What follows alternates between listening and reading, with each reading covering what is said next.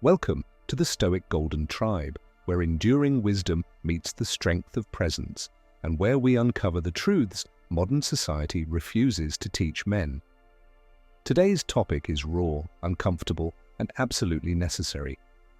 She only truly loves you after you break her ego, cruel but true. We're going to reveal why so many relationships fail because men refuse to set boundaries, how ego dynamics sabotage love, and how a man's unshakable frame can transform both himself and the women in his life. We'll draw on historical stories of powerful love and brutal lessons from kings, philosophers, and real-life couples who understood these timeless truths. This isn't about manipulation or cruelty for its own sake. It's about forging genuine respect, trust, and desire by refusing to bow to her ego or your own neediness. So if you're tired of the lies society tells you about relationships, get ready, hit like, share, and subscribe if you want more unfiltered, life-changing insights. And don't forget to comment below with your thoughts. Let's make this a real brotherhood of men dedicated to truth and growth. Chapter 1. Understanding the ego, hers, yours, and the battle for respect. Let's start with an uncomfortable truth. Most men lose a woman not because they aren't nice enough, but because they are. They try to please. They avoid conflict. They bend over backwards to keep the peace, and in the process, they feed her ego while starving her respect for them. You see, love isn't nurtured in endless validation. It grows in the crucible of challenge, in the presence of a man who cannot be controlled or tamed by emotional games. Women test men.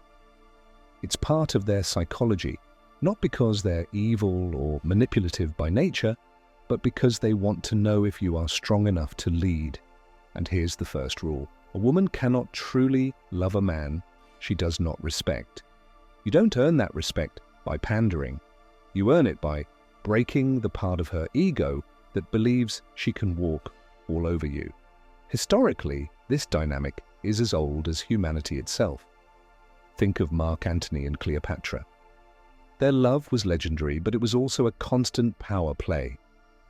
Cleopatra respected Antony because he was willing to stand up to her, to Rome, and to anyone who threatened what they built, even though it ultimately destroyed them.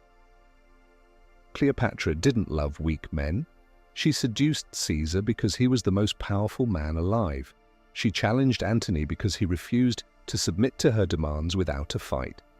When Antony showed weakness, torn between duty and passion, Cleopatra pulled back. When he reclaimed his masculine frame, their passion reignited. Their story is a warning and a lesson. Unchecked ego, yours or hers, destroys everything. But breaking ego, confronting it with truth, forges the deepest bonds. In modern relationships, the same pattern plays out. You say yes to everything. You avoid saying no because you don't want to upset her. You compromise your values to keep the peace. She loses respect for you because you're no longer the man she was drawn to. And she doesn't even consciously realize it. She'll just say she's not feeling it anymore. That's her ego telling her she can do better. The only way to reset that dynamic is to confront it, to say, no. That doesn't work for me. You don't have to yell. You don't have to threaten. You simply have to hold your frame. This is where emotional intelligence becomes your greatest weapon. It's not about suppressing emotion, it's about mastering it. Emotional intelligence means you recognize when her ego is testing you. You see the pattern. You feel the discomfort. And you respond with calm, grounded certainty. Instead of reacting with anger or retreating in fear, you stand firm. She throws a tantrum. You don't chase. She insults you.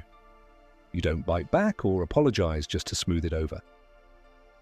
She threatens to leave. You let her go. This is what breaks her ego. It's not cruelty, it's clarity. It tells her, you can't manipulate me, you can't bully me. I choose this relationship if it's based on respect, not ego. And paradoxically, that's what makes her feel safe to love you. Consider the ancient Spartans. Spartan women were known for their strength, wit, and pride, but they respected Spartan men because those men were unyielding in their principles. A Spartan wife could be fierce, but she knew her husband would never be ruled by her moods or threats. She could test him, but he would not bend. That forged loyalty that even modern couples struggle to achieve. That dynamic is not outdated, it's simply unpopular to talk about today because it demands masculine strength. Practice saying no without guilt. Define your boundaries and never negotiate them under pressure. Notice when you're people-pleasing to avoid conflict and stop. Let her experience the consequences of her behavior. Don't rescue her from herself. Breaking her ego doesn't mean humiliating her. It means refusing to let her illusions run the relationship.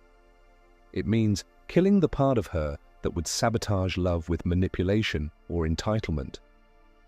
And it also means breaking your own ego, the part that wants validation, that fears being alone, that needs her approval to feel like a man. Because the truth is, she can only truly love you after both of your egos are humbled in the fire of honesty. Drop this in the comments to claim it. I stand unshaken. Let the tribe know you're not here to chase approval, but to build unbreakable masculine presence. Chapter 2. The Power of Boundaries. Commanding respect without saying a word. Let's go deeper into the idea that breaking her ego isn't about cruelty, but about leadership. Most men think breaking her ego means domination, yelling, controlling. That's wrong. True strength is silent. The strongest boundaries aren't the loudest. They're the ones you simply live by.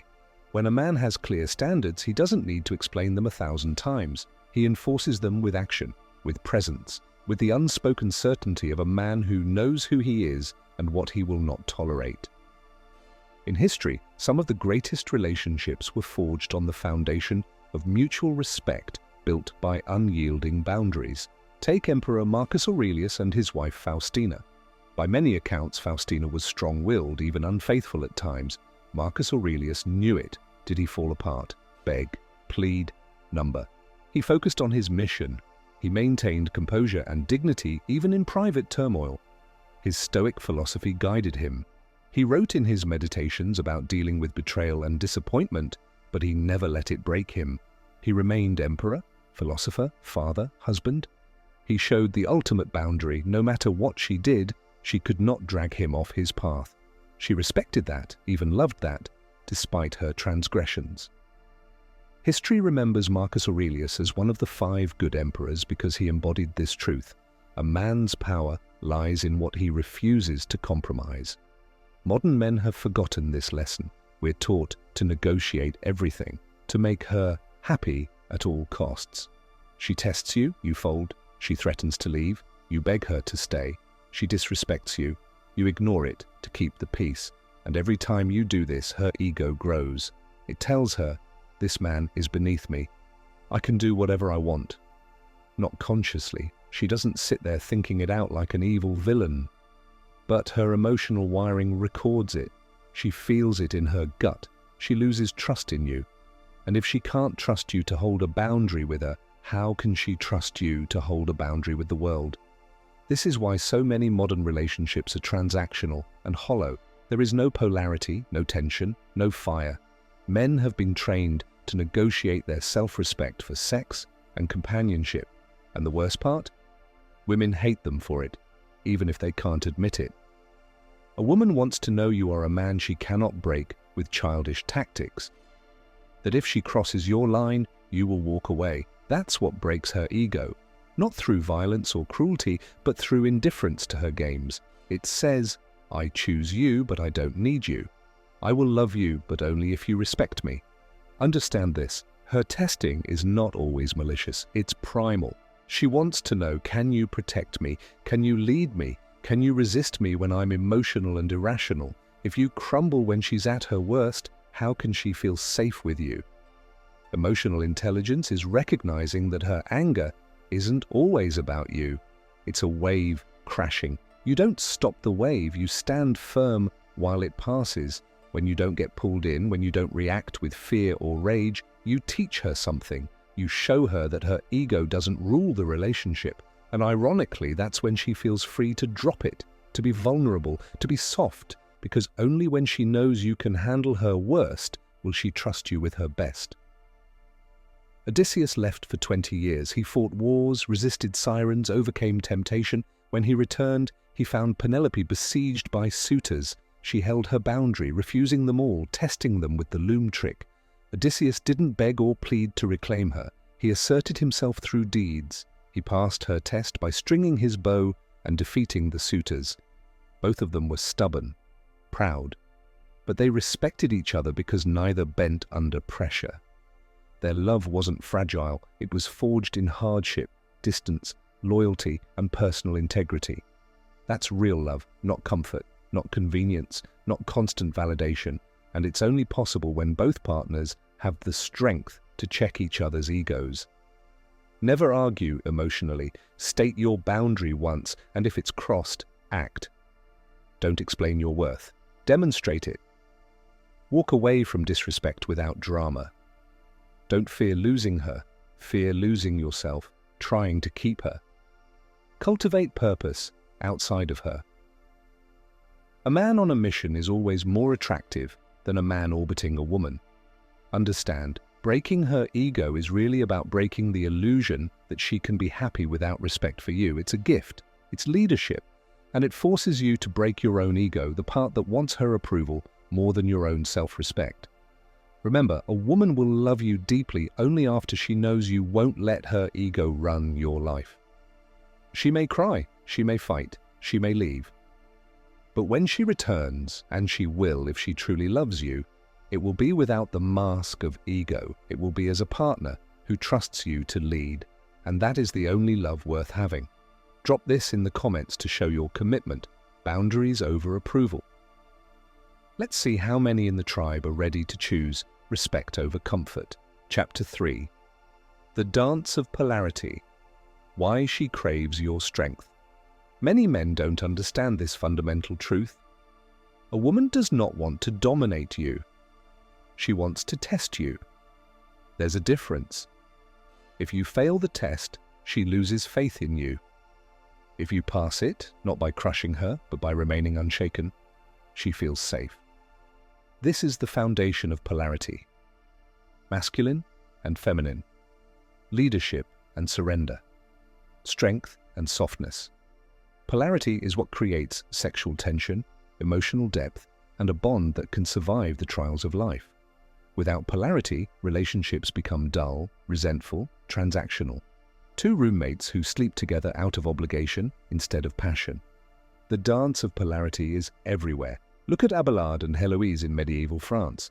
Abelard was a philosopher, teacher, priest, highly disciplined, brilliant, and unafraid to challenge social norms. Héloïse was brilliant too, fiercely independent. Their relationship was scandalous, passionate, intellectual, at times destructive. Héloïse admired Abelard's mind and unbreakable convictions, even when it ruined them both socially. She respected him because he refused to compromise who he was for anyone, not even her. Their letters reveal brutal honesty and raw vulnerability. It was a love forged in the collision of two powerful egos, but Abelard's unyielding moral and philosophical frame is what bound Héloïse to him for life.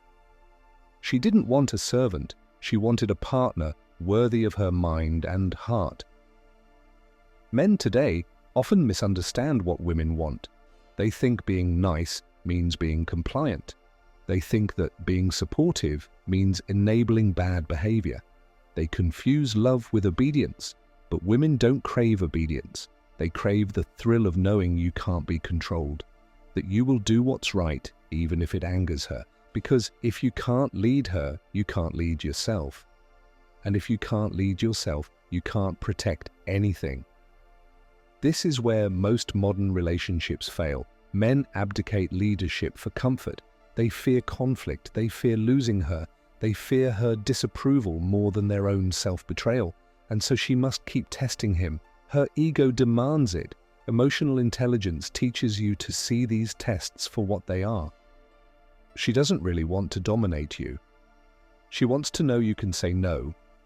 She wants to know you won't fall apart when she gets emotional.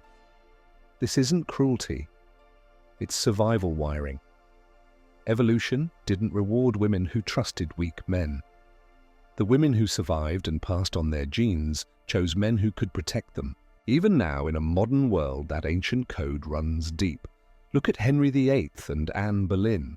Their relationship was charged with sexual and political polarity. Anne Boleyn refused to be just another mistress. She held her boundary. She wouldn't surrender her body or her status until he elevated her to queen. Henry, used to having everything he wanted, found her resistance intoxicating.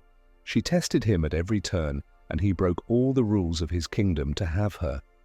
Their love story is dark and ends in tragedy, but the lesson is this: the dance of polarity is dangerous, irresistible, and it's only stable when both partners respect the boundaries and strength of the other.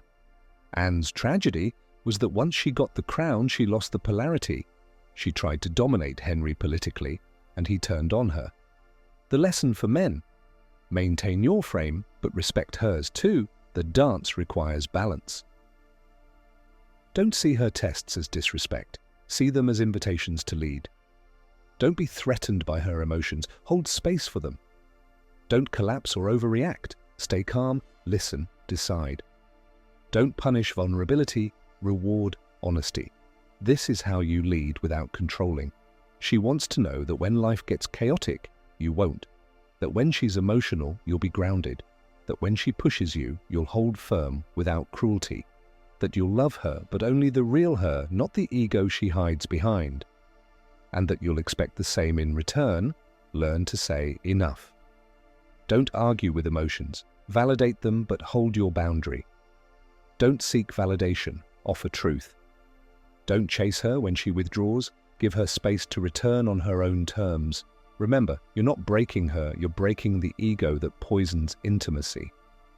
She may resist, she may rage, she may even leave. But the love that survives is real. It's stripped of pretense and manipulation. It's the love of a woman who knows she cannot bully you, and so she surrenders, not out of defeat, but out of trust. That is the only kind of surrender worth accepting. Consider this final historical perspective for this chapter: Queen Victoria and Prince Albert. Victoria was famously stubborn and proud.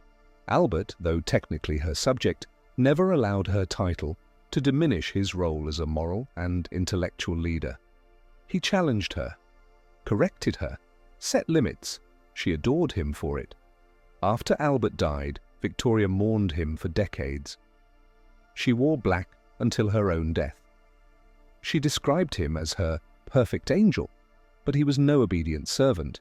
He broke her ego, but he also supported her dreams.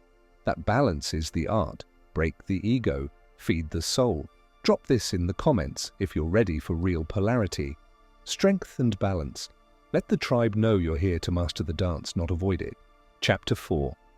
Building a love that survives. From breaking ego to building trust. By now, you understand the truth society hides from you.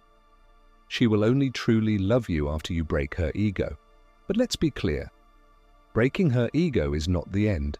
It's the beginning. It's the starting point for building the kind of love most men will never experience. A love rooted in trust, respect, and unshakable polarity. Because once her ego is broken, she stands before you raw, exposed, vulnerable. That is when she's ready to truly connect. That is when you must rise to the challenge of leadership, not tyranny. History offers powerful lessons here. Consider Julius Caesar and Cornelia. Cornelia was the daughter of Cinna, a rival of Sulla, Rome's dictator. When Sulla ordered Caesar to divorce her, Caesar refused. He was barely 20. But he risked his life to say no. That wasn't cruelty, it was clarity. Caesar's refusal wasn't a threat or manipulation. He simply would not sacrifice his loyalty or love to please power. Cornelia respected him deeply for this act. Their marriage wasn't about control. It was about shared respect earned in the crucible of danger. That's the masculine frame, not rigid dominance, but unshakable principle. And that is what breaks her ego's illusion that you can be bullied into betrayal, even by the world. Most modern men struggle with this. They think leadership is telling her what to do, micromanaging her every move, lecturing her. They mistake dominance for strength. But true masculine leadership is quiet, unmoving, secure. It's saying, I will protect you, but I will not lie for you. I will love you, but I will not enable you. I will lead you, but I will not drag you. This is why breaking her ego matters. It ends the game playing. It clears the stage for real intimacy. But then you have to prove you're worthy of that trust. Emotional intelligence is the key here, because once her ego surrenders, she may feel exposed, afraid, even ashamed of her past tests and manipulations. She'll look to you to see if you will punish her or protect her.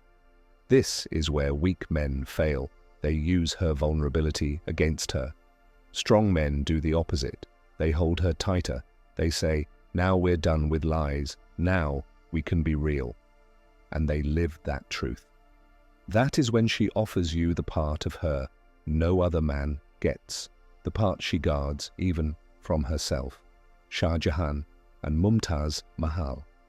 Shah Jahan was a powerful Mughal emperor. He could have had any woman, but Mumtaz was different. She challenged him intellectually and emotionally. She wasn't a passive ornament. She was his advisor, his confidant. He respected her mind. She respected his power. Their bond was so strong that when she died in childbirth, he was inconsolable. He built the Taj Mahal as her tomb, a monument to a love so deep it transcended death. But make no mistake, their love was built on mutual respect, not blind obedience. She was strong enough to challenge an emperor. He was strong enough to listen. That's polarity. That's trust. That's the reward of breaking each other's ego and choosing real connection. So let's talk practical emotional intelligence for men. When she's vulnerable, be even calmer. Don't gloat, don't shame. When she apologizes, don't rub it in. Accept it with grace. When she asks hard questions, answer honestly, even if it risks upsetting her. When she wants comfort, give it, but on your terms, within your boundaries. This is advanced leadership. It's not enough to dominate her ego. You must now guide it. Show her she is safe without her mask, that you see the real her and you choose her. Not her tantrums, not her games, her. Let's use another powerful historical lesson, King Leonidas and Queen Gorgo of Sparta. Sparta was a society built on warrior discipline. Leonidas didn't need to bark orders to prove himself. Queen Gorgo was famous for her directness and wisdom. She advised him, challenged him, and stood by him as an equal. When the Persian king tried to intimidate her, she insulted him to his face. Leonidas didn't silence her, he respected her, but neither did he compromise his role as king or warrior. Their marriage was a partnership of equals because both had broken their egos in service of something greater, Sparta itself. That's the ultimate masculine lesson. You lead for a purpose bigger than your own comfort or vanity. Don't break her ego to feel powerful. Break it to invite her real self forward. Don't use her vulnerability against her. Use it as the foundation for truth. Don't fear her emotions. Embrace them without letting them lead you. Don't compromise your mission for her mood swings. Show her you can love her and lead her. Understand, the moment her ego surrenders is the moment you must prove you are worthy of her trust. Because if you fail then, if you become cruel, petty, or vengeful, you will lose her forever. She will see you are just another man who wanted to conquer her ego to feed your own. Real men don't want conquest, they want connection. Breaking her ego is cruel in the sense that truth is cruel. It shatters illusions, it ends the games, it exposes insecurities. But it's also the ultimate act of love, because it says, I see you as you really are. I refuse to let you hide behind your ego. I won't lie to you, even if it hurts. And I still choose you. That is the only love worth having, and the only love worth offering. Drop this in the comments if you're ready to build a love that survives the truth. Lead with honor. Let the Stoic Golden Tribe see you're here to create real, unbreakable bonds.